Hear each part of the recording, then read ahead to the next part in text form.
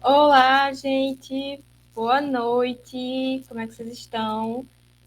Vocês estão conseguindo me escutar bem? Comente aqui no chat, por favor, para ver se está todo mundo me escutando. Tá indo direitinho? Comentem aqui, por favor, se vocês conseguem me escutar. Sim, não. Boa, tudo certinho, perfeito. Boa noite, gente. Para quem não me conhece, eu sou a Pia, sou aqui a Community Manager do Lit Club. Eu brinco com o pessoal do Lit Club que eu sou a pessoa que faz as coisas acontecer. Então, o pessoal chega com a demanda para mim. Ai, Bia, queria live sobre tal assunto, queria um conteúdo sobre tal assunto. E eu faço a ponte com a Lit Collective para pensar assim, quais são as melhores pessoas dentro da Lit que podem levar esse conteúdo para o pessoal.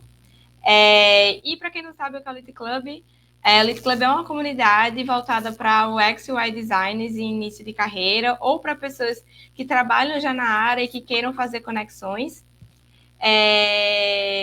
E a gente tem o intuito de levar conteúdos de uma forma mais acessível, por um preço mais acessível.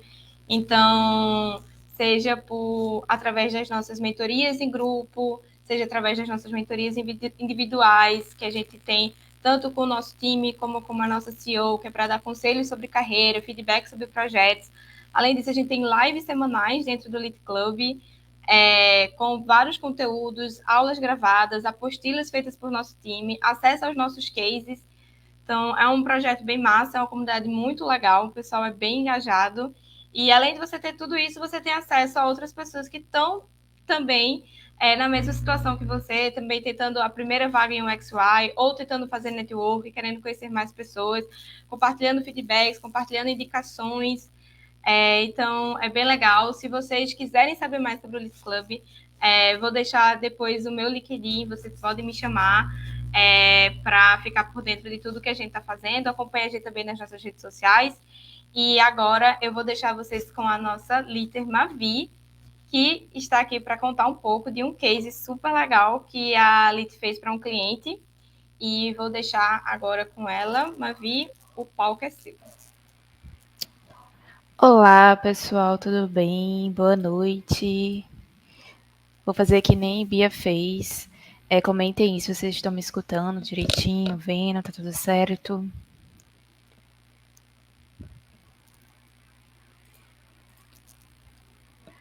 Tudo certo por aí, pelo visto, né? Tudo certo. Muito bem. Boa noite, pessoal. Como é que vocês estão? Ainda não tinha feito live, né, do clube, mas já tinha feito outras lives aqui na Lite sobre brand. Eu me chamo Mavi, né? Sou Head de Brand aqui na Lead Collective e hoje eu vim apresentar para vocês um case de brand bem legal. Então, eu espero que vocês gostem. Foge um pouco do que a gente fala aqui, né? Que a gente foca mais em UI e UX, mas brand tem empatado aqui na Lead. A gente tem tido tanto demanda de brand quanto de UI e UX. Então, é um setor que vem crescendo muito. A gente vem aprendendo muito sobre brand e a gente vai falar um pouquinho sobre isso aqui hoje. Posso começar a apresentar aqui, Bria? Posso.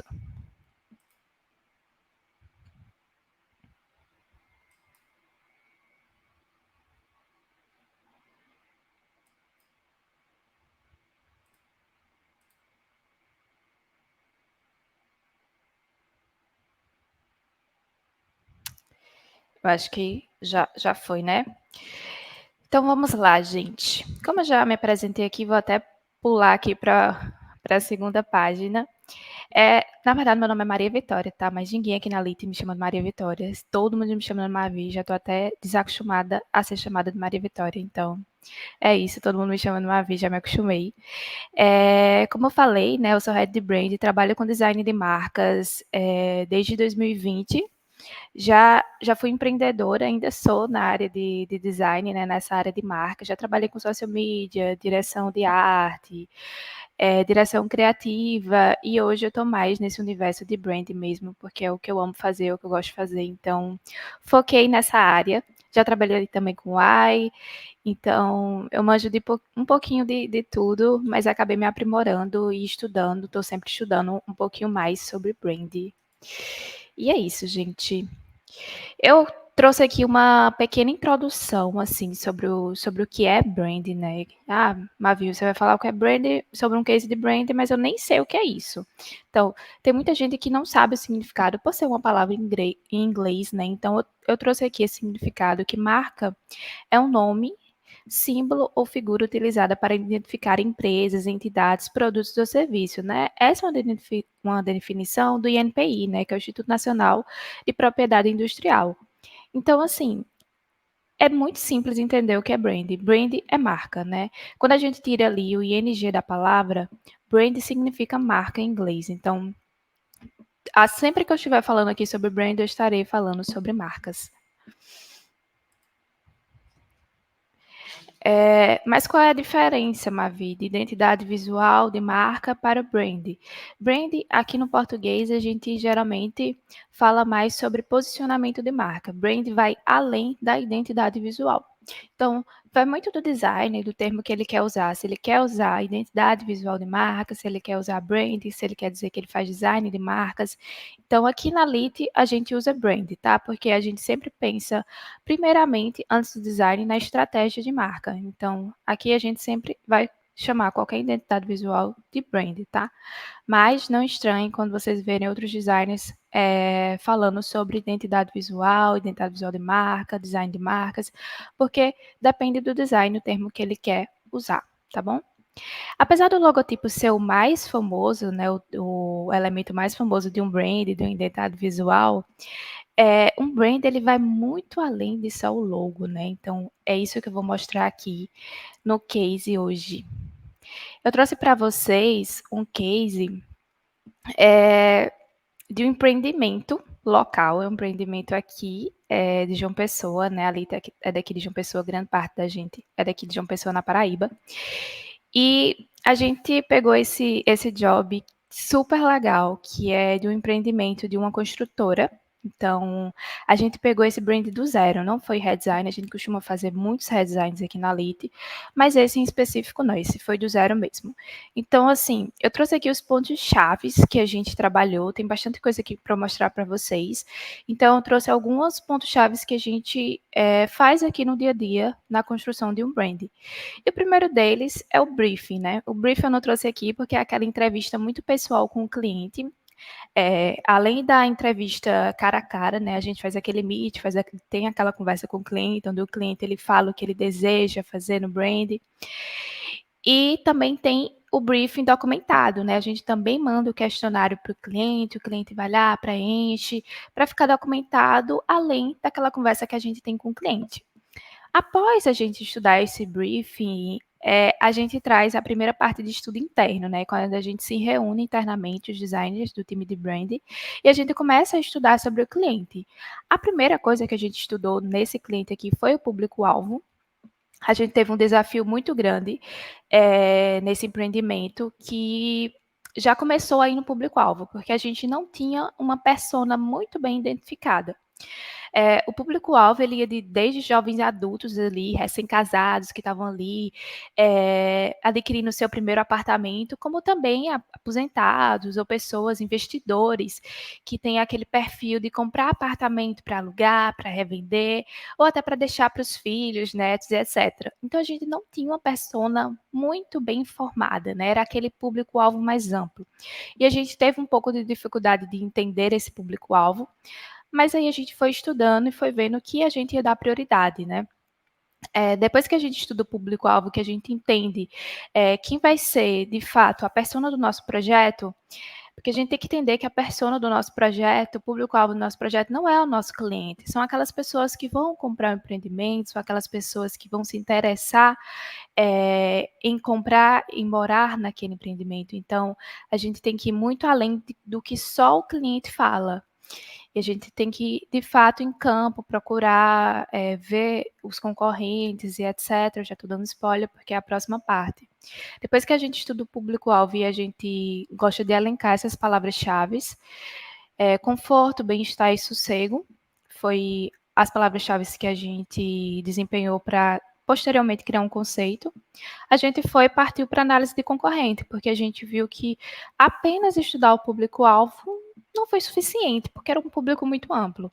E aí a gente começou a procurar construtoras locais, de preferência construtoras locais, né? Porque dá aquela sensação mais de que você realmente está vendo os concorrentes. Às vezes a gente procura também concorrentes nacionais, ou nem sempre concorrentes diretos, também indiretos, né? Mas nesse caso não. Nesse caso a gente tem bastante construtor em João Pessoa, então dava para a gente fazer toda essa análise de concorrente com concorrentes diretos, né? Concorrentes locais. Aqui a gente começou a discutir como é que era a comunicação visual dos concorrentes da construtora e a gente destacou alguns pontos, né? Porque a gente gosta também, além de fazer aquela discussão mais geral, a gente gosta de resumir sempre em palavras-chave. Porque um projeto ele não dura 2, 3 dias, ele dura semanas e acaba que a gente às vezes esquece o que a gente fez lá na frente, né? Lá atrás. Então a gente gosta sempre de resumir em pontos chaves aquelas discussões, aqueles estudos que a gente teve. E nesse caso aqui, a gente destacou a construção da marca, né? A identidade visual completa, como é que ele aplicava a identidade visual, como é que era essa identidade visual, quais tipos de cores, quais eram os tons que eles estavam utilizando, né? E quais tipos de imagens também a comunicação visual desses concorrentes. Então, a gente não analisa só logotipo, a gente não pega vários logotipos e junta, não, a gente realmente analisa toda a identidade visual, né, todo o brand da marca, como é que ela está se comportando e o que é que eu posso extrair e o que é que eu posso deixar para lá também, né, porque a gente, quando analisa os concorrentes aqui, a gente gosta de destacar pontos fortes, pontos fracos. Aqui também a gente traz a problemática do projeto, quais são as dores, quais são os itens visuais que a gente vai precisar para esse cliente, porque cada projeto de brand vai precisar de itens visuais diferentes. Às vezes, um cliente ele não precisa de ilustrações no brand, às vezes sim. E aí a gente estuda aqui se nessa problemática aqui desse projeto ele vai precisar de tais itens. Então, aqui a gente já viu quais são as dores desse projeto, né? A necessidade de um brand que seja atraente, sofisticado, conquistando a confiança de um público exigente e um público amplo. A gente colocou aqui também os itens visuais, que são moodboard, tipografia, paleta de cores, comunicação visual, logo, assets, manual de marca e materiais de suporte, porque a gente sabe que empreendimentos de construtora precisa de muito material de suporte, né? É aquilo que vai desde um muro a um outdoor, a um brinde que eles dão a uma pessoa que comprou um apartamento. Então, são muitos materiais de suporte. E a gente colocou que isso aqui seria necessário da gente entregar a esse cliente. O direcionamento, né, que a gente já tinha deduzido, que era sustentabilidade aliada à sofisticação, porque o Atmosfera, que é o nome do projeto, ele tem, quando o cliente fez a entrevista com a gente, ele tinha esse prazer de mostrar a sustentabilidade, mostrar os processos por trás da construção da atmosfera. Então, o objetivo aqui era criar identidade que reflita a alta qualidade do empreendimento, aquela sofisticação, né, de um empreendimento que realmente era um empreendimento mais caro, mais luxuoso, mas através de uma personalidade que trouxesse essa essência da sustentabilidade. Então, vocês veem que também é um desafio esse conceito, trazer o luxo e as sustentabilidades, né, ali juntos.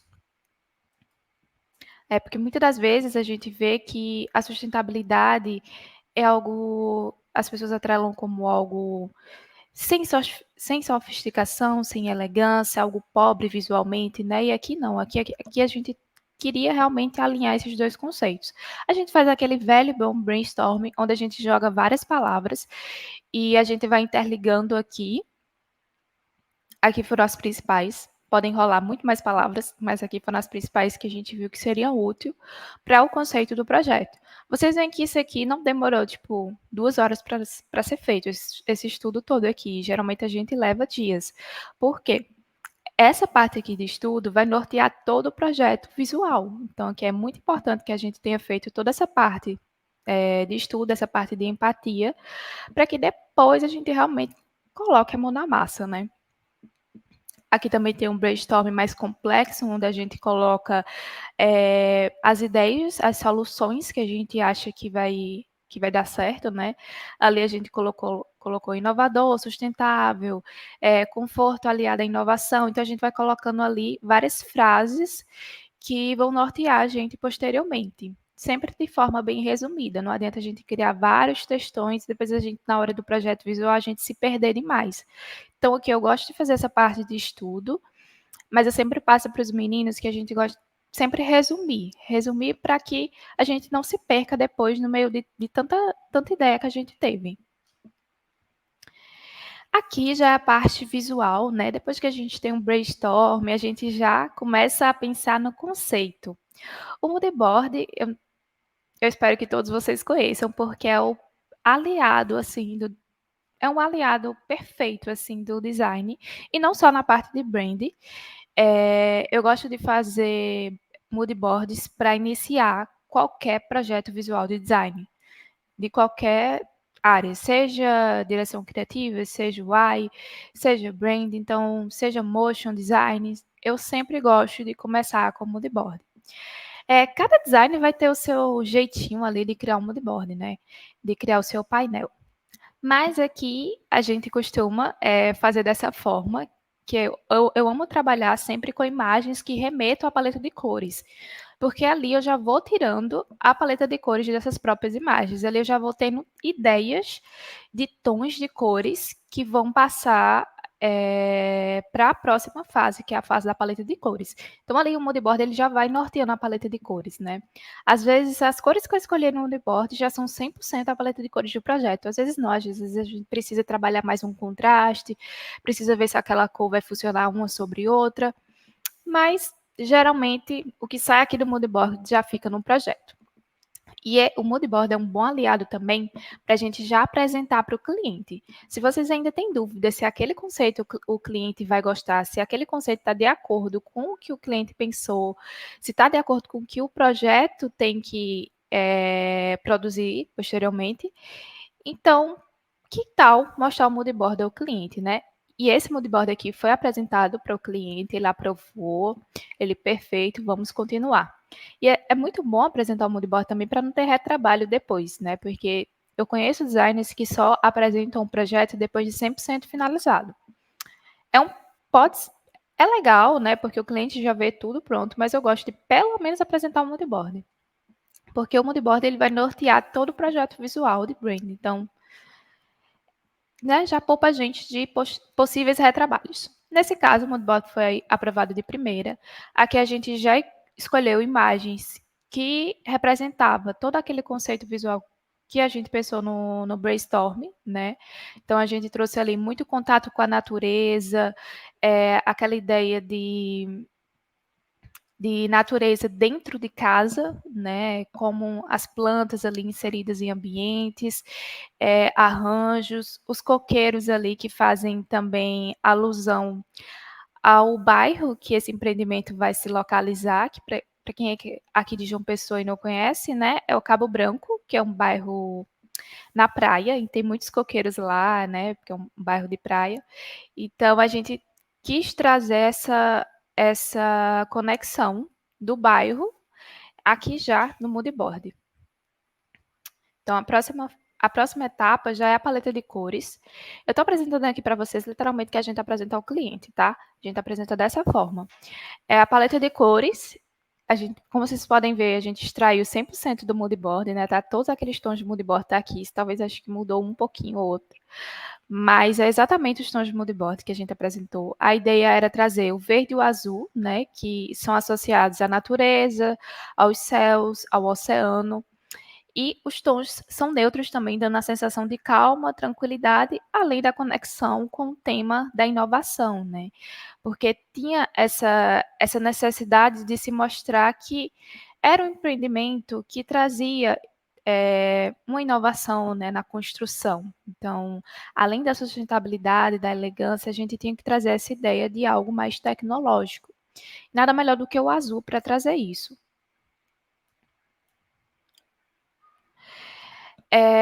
Depois a gente apresenta as tipografias. É um grande estudo de tipografia. A gente passa muito tempo para escolher tipografias. Talvez seja uma das etapas mais chatas do projeto, mais minuciosas. Porque a gente realmente é bem chato, assim. A gente testa a tipografia de várias formas. A gente vê também a possibilidade dessa tipografia posteriormente ser usada em materiais, né? Porque não adianta só ter uma tipografia que só funciona no logo. Não. A gente precisa de no mínimo, duas tipografias para que funcione também uma boa leitura, além da, da sofisticação que a gente precisava para o logo. Então, a gente escolheu a Larkin, que ela é perfeita, e a Orpheus, que ela era muito boa para dar suporte de leitura, né? Então, foram assim, pode parecer que não vai funcionar, mas vocês vão ver lá na frente que super funcionou essas tipografias. A gente também gosta de estudar aqui se as tipografias cabem ali no projeto. Às vezes o cliente ele quer e tem condições de comprar uma tipografia ou alguma coisa do tipo. Tem cliente que não, olha, não, eu quero uma tipografia gratuita. Às vezes tem muito cliente que diz, não, eu quero uma tipografia do Google Fonts para que seja fácil depois do meu time interno aplicar. Então, requer muito estudo aqui de qual tipografia usar. Depois a gente parte para a comunicação visual. A comunicação visual é uma das partes mais legais, pelo menos eu adoro fazer comunicação visual. No caso da comunicação visual do Atmosfera, a gente trouxe grafismos e fotografias, que nesse caso aqui são as fotografias. A gente faz um compilado de fotografias que vão nortear a comunicação visual dessa marca. E aqui a gente trouxe muito disso, aquele público-alvo super amplo que eu falei no começo, né? E também da comunicação com o bairro, né? Então a gente trouxe muito aqui a natureza, os coqueiros do bairro de Cabo Branco. Aqui nesse bairro, as pessoas costumam muito fazer exercícios, corridas lá tem ciclofaixa também. Então eu quis trazer muito imagens que remetessem a essa vida nesse bairro, entendeu? Então, além também da natureza inserida dentro dos apartamentos, né, dentro dos projetos, ali os jovens tendo aquele momento de diversão na praia, porque é na praia, né, o bairro, fazendo ligação também ali com uma vida mais saudável, pessoas com roupas de exercícios físicos, por quê? Porque é uma prática muito comum no bairro, né? É essa vida que se passa o bairro de Cabo Branco. Então a gente quis trazer muito disso aqui e também unir não só as fotografias, como também a paleta de cores. Eu não sei se vocês podem notar, mas todas as fotografias aqui escolhidas estão dentro daquela paleta de cores mais neutra, com muito azul, verde principalmente. Então a gente não vai colocar aqui fotografias pesadas, que puxem muito para cores que não estão na paleta de cores. Então a gente gosta realmente de fazer uma comunicação visual que faça sentido com todo o visual da marca, né? Aqui eu também coloquei algumas palavras-chave que remetem à comunicação visual dessa marca. Eu sempre gosto de trabalhar com essas palavras-chave, porque também o cliente, quando ele vai ler, ele vai entender, né? Porque o cliente ele não tem aquela visão mais técnica. Então, as palavras-chave ajudam muito. Então, a gente colocou aqui natureza, lifestyle, praia, conexão e render, né? Render são as imagens do projeto, né? De arquitetura do empreendimento. Então, são esses tipos de imagem que o cliente vai usar bastante para comunicar a marca do Atmosfera. Aqui são os grafismos. Para compor a comunicação visual da marca, junto às fotografias, a gente tem os grafismos que remetem aos elementos da natureza. A gente trouxe tanto elementos que remetem à própria atmosfera, né, que lembra ali o globinho da Terra, como elementos que lembram o coqueiro, o sol, a noite também, que eu não sei se quem já foi em Cabo Branco quando tá aquela lua belíssima, então as pessoas costumam sentar na praia, ver a lua, então a gente trouxe essa conexão também, né? Tem a folhinha ali no meio que ficou ali destacada, porque essa folhinha a gente gostou muito dela e ela fazia muito sentido para a gente usar ela no logo. Então a gente depois usou ela no logo. Mas esses grafismos aqui, onde é que a gente vai usar esse tipo de coisa? Para que tanta coisa? Isso não é utilizado. É sim. Todos os materiais de suporte aqui que vocês vão ver, a gente tem a imersão desses grafismos. Tem também os padrões, né? Os padrões, eles são criados a partir do símbolo e podem ser usados para reforçar a identidade visual da marca, especialmente nos itens de papelaria. Padrões são muito utilizados, né? Porque eles viram estampas. E a gente sempre gosta de entregar pelo menos um padrão para usar em qualquer material que seja necessário posteriormente. Quando você começa a trabalhar com brand, quando você começa a aplicar os brands, né, na vida real, a gente começa a ver que só o logo não vai funcionar. A gente precisa realmente de vários itens para compor a identidade visual. E os padrões, eles são muito bons depois. Vocês vão ver aqui nas aplicações da marca. E a gente criou aqui através do próprio símbolo que a gente escolheu, né, que foi a folhinha. Para o logotipo, a gente fez esse logo, que ficou belíssimo, né? Como vocês podem ver. A tipografia realmente, ela super combinou. A gente resolveu, para o logo principal, utilizar só a tipografia, sem um símbolo. Vocês vão ver que a gente tem as variáveis, mas a gente sempre mostra primeiro o logo principal. Por quê o logo principal? Porque é ele que vai ser mais utilizado, certo? As demais variações, elas são usadas de forma secundária, terciária, mas esse aqui é o que vai estar estampado numa peça, no outdoor, numa peça de destaque, sabe? Então, ele é a nossa aplicação principal. Essa composição ficou muito legal, a gente fez com a própria tipografia. Essa bolinha no meio do O foi para compor, para lembrar a atmosfera. Então, eu adoro, porque tem essa leveza dos traços finos da própria tipografia, né, de forma delicada, mas que invoca aquela sensação de algo elegante, de algo refinado, né? E de forma bem sutil, né? Eu gostei bastante desse logo. Aqui são as variáveis do logotipo. A gente sempre fala aqui na Lite que a gente não trabalha entregando só um logo. A gente gosta de trabalhar com marcas responsivas. Por quê? A gente faz variáveis do logo. Mesmo que tenha o logo principal, que é aquele que a gente indica para o cliente sempre utilizar de forma prioritária, nem sempre aquele logo vai funcionar. Então, às vezes, a gente precisa de uma marca que invoque mais uma sensação diferente de. Então, às vezes, a gente precisa do símbolo, às vezes, a gente precisa também da tagline, que é essa linhazinha que fica embaixo, que diz o que é a marca. Então, a gente fez dessa forma, a gente fez 3 variáveis. A principal, a segunda, que leva o símbolo, por ser uma marca que foi criada agora, ela vai precisar muito ser marcante de verdade. Então, a gente resolveu unir o símbolo ao logotipo, né? Porque quando o símbolo está ali, ele invoca mais aquela sensação de algo memorável. Nem sempre as pessoas decoram um logotipo, só a tipografia, mas decoram o símbolo. Então, às vezes vai ser necessário o cliente colocar o símbolo para invocar a memória posteriormente.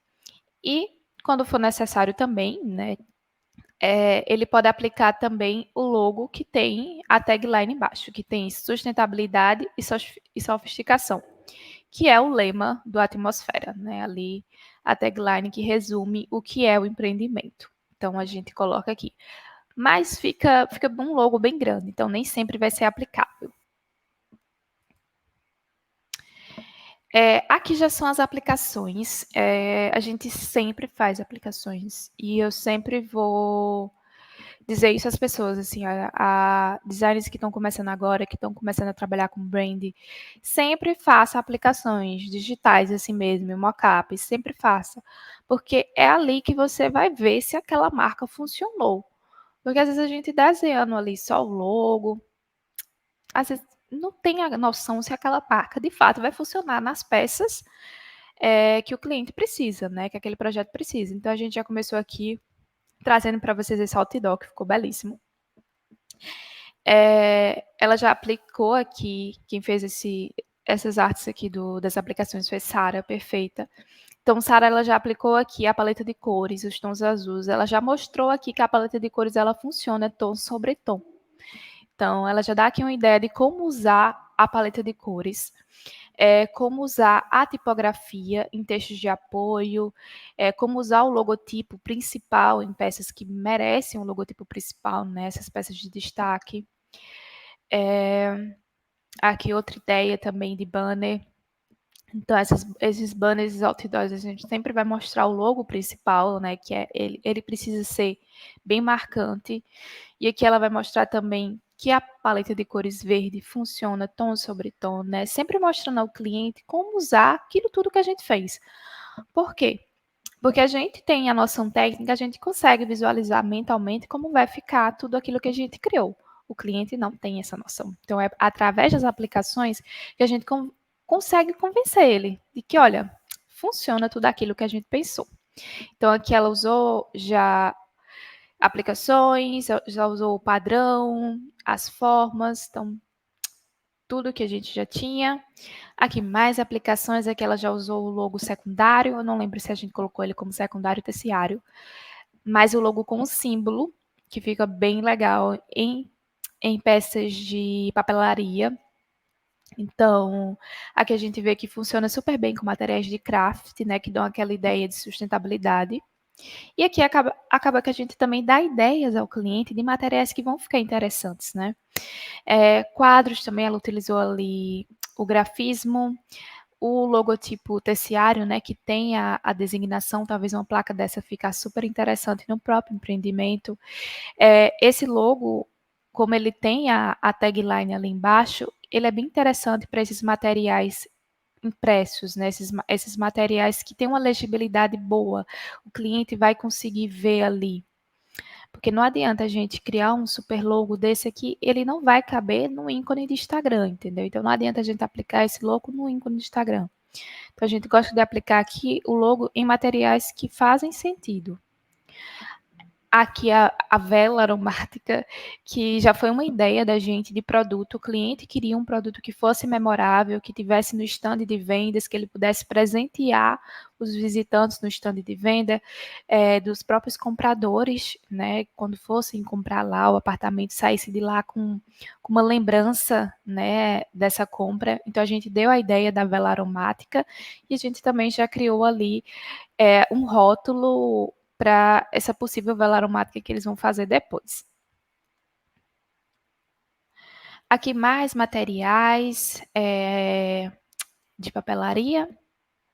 Então a gente aqui aplicou os dois tipos de logo, a paleta de cores no verde. Aqui um aromatizador, né, um difusor de aromas, que foi uma ideia ali paralela à vela aromática que a gente deu a ele, também super funciona para dar de brinde, né, digamos assim, para os clientes deles. E a gente aqui também já criou um possível rótulo. Que canecas também, ó, a gente criou através dos grafismos, através do logo secundário.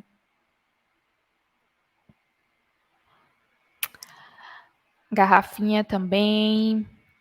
Assim, eu sou apaixonada por essas aplicações porque elas realmente conseguem resumir todo o brand, né? Então, assim, você realmente vê que tudo aquilo que a gente fez anteriormente funciona em várias peças de diversas formas, com diversas combinações cromáticas, com os 3 tipos de logo que a gente fez funciona em várias peças, então é muito legal de ver. Aqui as almofadinhas também, para eles colocarem nos estandes de vendas, para vocês verem que a estampa funciona, né, gente? A estampa é muito útil. E é isso. Tinha mais coisa Mas eu resumi isso aqui para não ficar muito chato para vocês. E eu trouxe essa citação aqui que eu amo, que é de um livro que eu tenho sobre design, né, de identidade de marca, que é marca não é aquilo que você diz que é aquilo que eles dizem que é. Eu gosto muito dessa frase porque ela deduz tudo, né?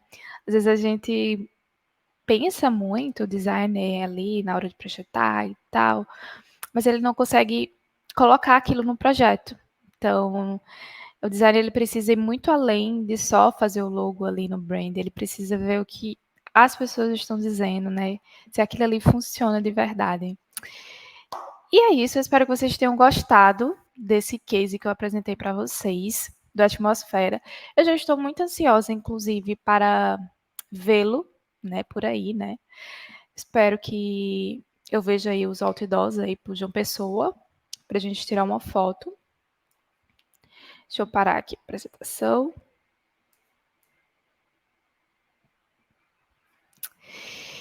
E agora eu queria ver se vocês têm alguma coisa a comentar, se alguém aqui trabalha com brand, se alguém já tentou fazer algum brand, algum identidade visual, se vocês têm também alguma dúvida para tirar, comentem aí. Mas é isso, gente. Esse brand aqui foi feito não só por mim, como Sara, citei ela aqui. Não sei se Sara tá vendo a live, mas obrigada, Sara, perfeita. Ela é do time de brand aqui também, não só eu que trabalho como brand aqui na Lite. Vocês vão conhecer ela disse que vai estar quarta-feira na mentoria de brand que a gente vai ter no Circle, já tô dando um spoiler, né, Bia? A mentoria que a gente vai ter no Circle, né, que é a nossa plataforma do Lite Club, vai ser uma mentoria exclusiva só para membros do Lite Club, que a gente vai ter quarta-feira, não só Sara, vai ter mais gente também do time de brand. Nosso time de brand é incrível. É mesmo, eu sou suspeita para falar, mas sim, eles são incríveis. Eu queria saber se name é um processo que pode entrar no brand ou é melhor separar como um projeto realmente separado. Tá, é uma boa pergunta. Eu, em particular, eu sou muito indecisa, eu não gosto muito de trabalhar com name. Eu acho que não é minha praia. Então, eu gosto de separar. Aqui na Lite, a gente já pegou alguns projetos de name e a gente separou. Já fiz alguns projetos de name, mas nunca estava sozinha. Eu sempre tinha alguém de marketing para me ajudar. É sempre bom nesse processo de name você ter uma pessoa ali, um publicitário, uma pessoa de marketing, um redator, né? Geralmente em agências a gente tem um redator. Não vai ali da alçada ali do designer a parte de name, tá? É um estudo que vai muito além, sabe? Pode ser que o designer goste de trabalhar com isso, então, por que não, né? Mas eu separaria. Eu colocaria, inclusive, como um projeto anterior ao projeto de brand, porque para a gente iniciar o projeto de brand, a gente já precisa estar com o nome, né? Então, eu colocaria antes de começar a identidade visual, gosto de separar mesmo. E eu nunca fiz projeto de name sozinha, sempre tive alguém ali da área de publicidade para me ajudar. Até em alguns freelas também, cliente já quis que eu criasse o nome da empresa e etc. Eu sempre procurava alguma ajuda de algum publicitário, algum amigo publicitário, social media, que trabalha ali com marketing para me ajudar nesse processo. Porque é algo bem minucioso, é bem chato, né, na verdade, porque a gente precisa procurar aquele nome, precisa ver se faz sentido, precisa estudar concorrentes para ver se a concorrência já não usou esse nome, precisa ver se já não está registrado esse nome em outra marca. Então, um processo bem chatinho, leva inclusive até ajuda de advogados e etc., para a gente ver se realmente dá para registrar aquele nome. Então, é um projeto anterior mesmo ao projeto de branding e é bem legal ser separado. Mais alguma dúvida? Vamos, gente. Estamos aqui para tirar dúvidas de vocês. Alguém comentou aqui, já que vocês não estão mandando pergunta, vou ler aqui os comentários, né? O moodboard é tipo o ultrassom da identidade visual. É literalmente. Eu adorei esse termo, ultrassom da identidade visual, mas é isso mesmo. ele vai ali, ele vai conseguir ler todo o projeto, né, de forma bem resumida. Outra pessoa aqui tinha comentado, incrível, amo brand. Né, o pessoal do clube, eles têm se mostrado bem interessados na área de brand, apesar de nosso carro-chefe a gente falar que é o Y e o X, mas o pessoal é bem interessado, e eu gosto muito, né, porque adoro falar sobre. Mavi, eu sou designer gráfico com foco em brand design. E meu processo criativo é bem parecido com o que você mostrou, salvo alguns detalhes. O fato de mostrar o mood board e o painel semântico é um deles. Eu, por exemplo, não mostro para os meus clientes. Queria que você falasse mais a fundo mais a respeito dessa prática que vocês têm aí na LIT e as vantagens que isso traz ao decorrer do projeto. Certo. Quando eu comecei a trabalhar com identidade visual, alguns anos atrás, eu não costumava mostrar nenhuma etapa ao cliente, até de fato terminar o projeto inteiro. Mas aí eu comecei a ver que quando chegava ali no final do projeto e eu ia apresentar o projeto ao cliente, mas a gente podia ter colocado isso, podia ter colocado aquilo. Eu esqueci de falar que eu não gosto dessa cor.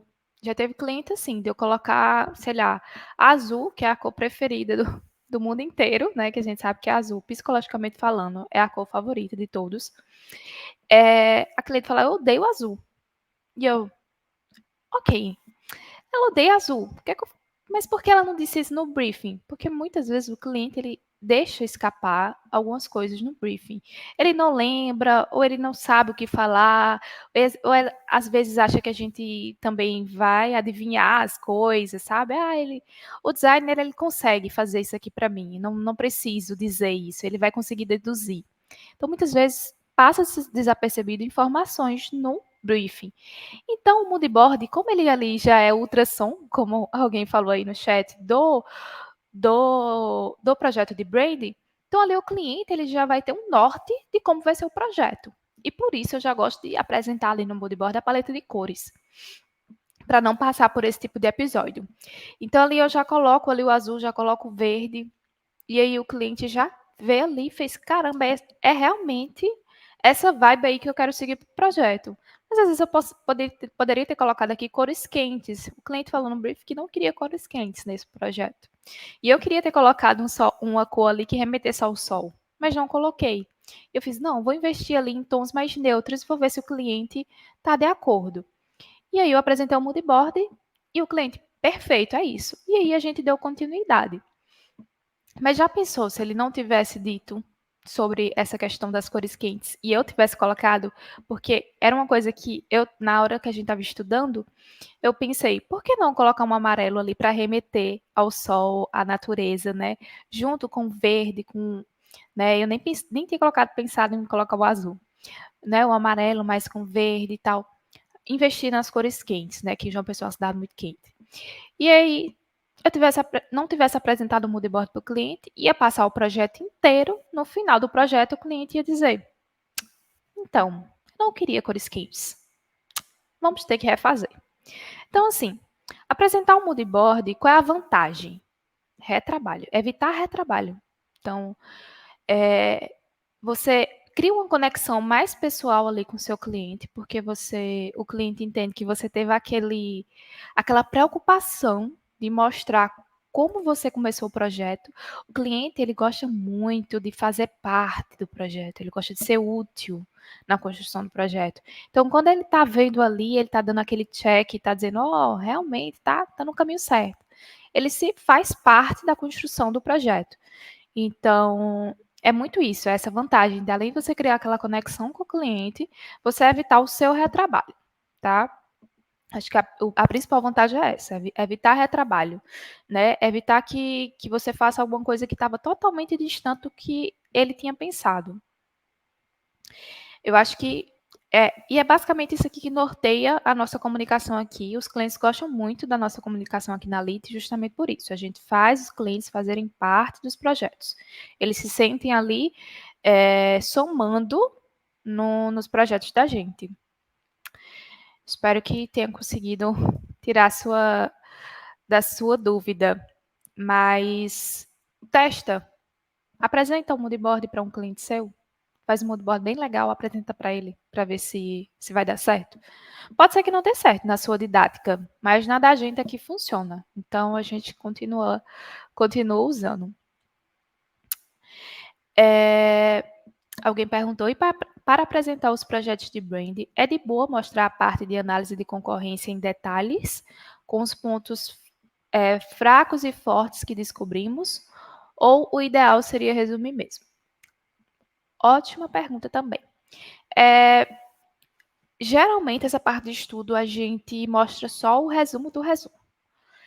Porque se a gente for mostrar tudo que a gente estudou, daqui que o cliente leia e ele dê um feedback sobre aquilo, vai demorar muito, às vezes ele também não entende. Então, assim, essa parte de mostrar o estudo vai muito de você, se você realmente quer mostrar ao cliente.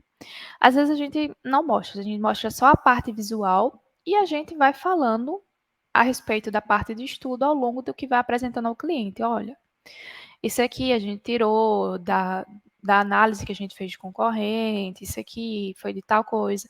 Você não precisa realmente dar ao cliente o seu estudo, porque esse estudo, essa parte empática que a gente fala, né, ter empatia com o projeto, de ar campo, estudar, analisar concorrentes, etc., é uma coisa muito do designer, né? É uma coisa muito do design.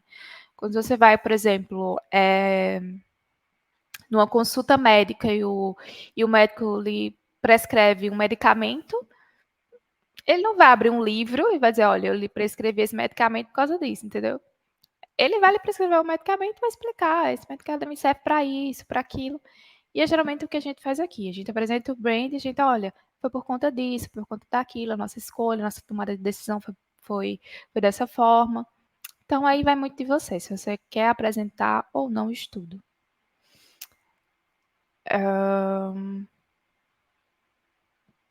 Sobre essa separação entre identidade visual e brand, eu pensava que para ser brand era necessário incluir definição de arquétipos e de tom de voz, com exemplos de como a marca vai conversar com o público, palavras de atitude que ela não pode ter. Sim, top. Sim, brand envolve sim tom de voz, a definição de arquétipos. Aqui na Lite a gente faz a parte de brand visual, que é a parte de identidade visual de marca. Então, pode aparecer um cliente para você que queira fazer essa parte de brand mais completa. Mas assim como a parte de name, né? Não é algo que o design costuma fazer, tá? Geralmente isso aí vai muito de um profissional de marketing, tá? De um publicitário, de estudar toda essa questão externa à parte visual. Enquanto designer, a gente precisa se preocupar muito com a parte visual do brand. Essa parte mais teórica, digamos assim, nem sei se é um termo bom para se dizer, mas digamos que essa parte mais teórica não vai de você, também não é sua obrigação oferecer esse tipo de serviço ao seu cliente, tá? Você deixa bem claro que você faz a parte visual, que já é grande parte, tá? Então ele pode procurar um outro profissional para compor com você esse time e fazer o brand total, né, digamos assim, da marca. E é isto. Eu acho que eu já respondi muitas perguntas, Bia. Boa, Mavi. Inclusive, sobre essa última pergunta que você falou nessa questão de separar, é bem interessante porque uma vez eu vi um profissional que o serviço dele para empresas é voltado exclusivamente para a definição de tom de voz. Por, nunca tinha visto assim um profissional que, gente, eu só faço tom de voz assim. E ele fez um projeto super legal, assim, de rebrand do tom de voz para RAP. E é bem isso que você falou, né? Essa questão da importância de você dividir bem as funções, porque não tem como uma pessoa vai ser um mega profissional capaz de fazer tudo, assim, name, brand visual, tom de voz. Meu Deus do céu, a pessoa é Einstein do brand, né? Faz tudo. Exato. E acaba que às vezes a gente, quando tá começando, a gente quer abraçar o mundo, né? A Sim, gente acha que só vai conseguir job se a gente souber de tudo. Não é bem assim, gente. Não queiram abraçar o mundo assim de primeira. Vamos com calma, tá? até para fazer as coisas com qualidade, né? Porque às vezes você quer abraçar o mundo e faz tudo meia boca, assim, é melhor você entregar, por exemplo, essa parte de brand visual muito bem feita e surpreender seu cliente, assim, com algo que realmente você sabe fazer, do que inventar a moda de fazer mais coisas e talvez prejudicar o seu nome dentro do mercado só porque você quis abraçar o mundo naquele momento, assim. Sim. Mas, Mavi, muito obrigada mesmo, de verdade, assim, pelo teu momento hoje. Inclusive, a gente vai ter outro momento com a Mavi e com o time de brand na quarta-feira, onde ela vai estar tirando várias dúvidas, muito mais do que essas. Assim, o pessoal que participa do Lit Club já está acostumado, que aí o pessoal entra e metralha dúvidas, assim. E dentro do Lit Club a gente também tem uma aula gravada com várias teorias que a Mavi trouxe. E aí, na quarta-feira, quem faz parte do Lit Club vai ter esse gostinho aí de poder ter assistido as aulas, ter assistido esse case e tirar todas as dúvidas com a Mavi. Muito Sim. obrigada mesmo, Mavi. Eu que agradeço, espero vocês quarta-feira, né? Os membros do clube, que ainda não é, corre, que ainda dá tempo. Já dando spoiler, não vai ser só eu, né? O time vai estar lá na quarta-feira, então vou levar as outras pessoinhas que trabalham comigo, que trabalham com ilustração também, com iconografia, com direção de arte. Então, se vocês tiverem dúvidas mais específicas de alguma dessas coisinhas que eu coloquei aqui, a gente vai estar quarta-feira tirando todas essas dúvidas lá. Então, é isso. Até quarta. Vou compartilhar aqui o link do Lit Club para quem quiser dar uma olhada. E para quem tiver com dúvidas sobre o que é o Lit Club, quiser me chamar no LinkedIn para conversar mais, para tirar dúvidas, aqui está o meu LinkedIn também, que vocês podem me chamar. E no mais é isso. Muito obrigada, gente, pelo tempinho de vocês. E para o pessoal do clube, a gente se vê quarta-feira. Tchauzinho.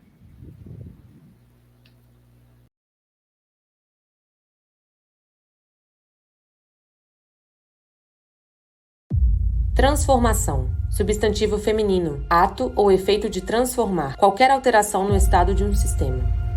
Acreditamos que podemos ser protagonistas da mudança, e foi assim que surgimos.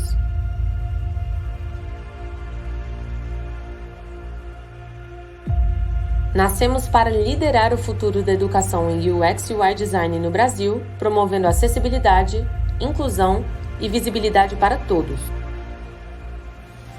sendo uma referência em impulsionar oportunidades e promover transformação. Esse é o nosso propósito, mas não faremos isso sozinhos.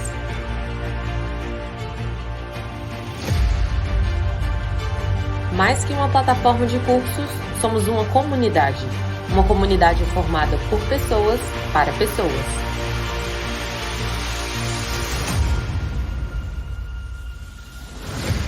Nos reconhecemos uns nos outros. Enxergamos os desafios de designers enfrentados na carreira, desde a falta de orientação profissional até a dificuldade em encontrar oportunidades de trabalho.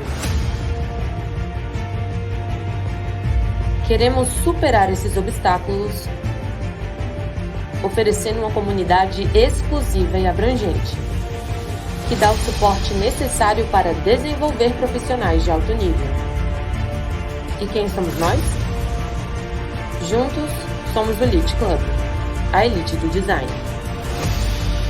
Venha fazer parte da elite do design.